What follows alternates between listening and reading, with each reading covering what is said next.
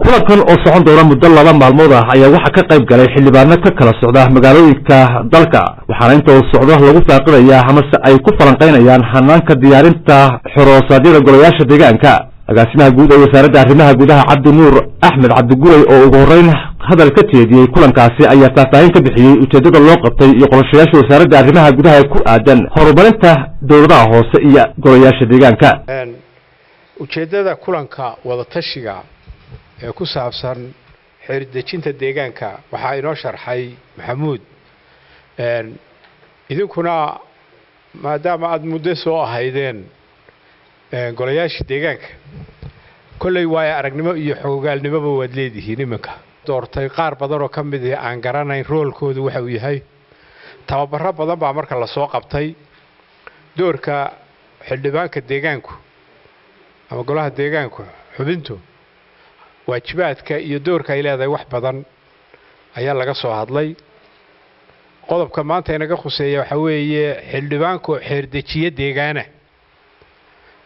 xeerarka ay soo saarayaan ee deegaanka sida la isu waafajinayo iyo sida loo sameeyo iyo xeerarka uu maro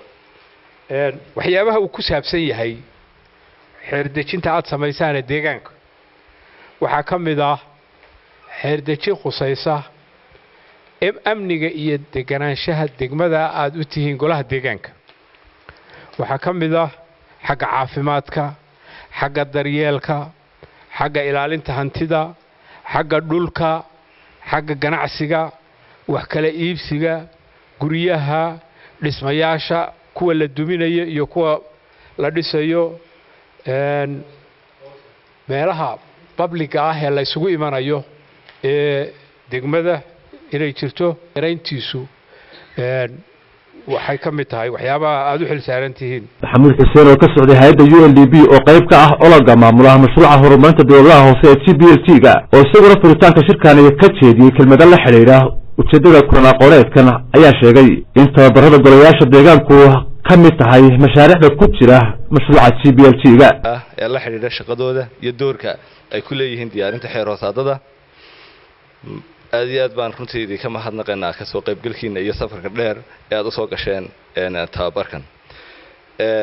tababarka waxay noo furi doonaa agaasimaha guud ee wasaaradda arrimaha gudaha laakiin ka hor intaas maadaama ummad islaamanahay waxaynu ku furan doonaa aayado quraan ah oo shaydaanka iska naari doonaa waxay naga naari doona sheekh Kayse xildhibaan Kayse falyatafadal mashkuuran Kayse kulankan ayaa daba socda kuwa hore loogu qabtay mayrada iyo madaxda laamaha kala duwan ee dawladaha hoose ee dalka kuwaasi oo ku saabsanaa horumarinta iyo qiimaynta adeegyada ay dawladaha hoose bulshada u qabtaan Salmaan Cabdi Cali Kalsan TV Hargeysa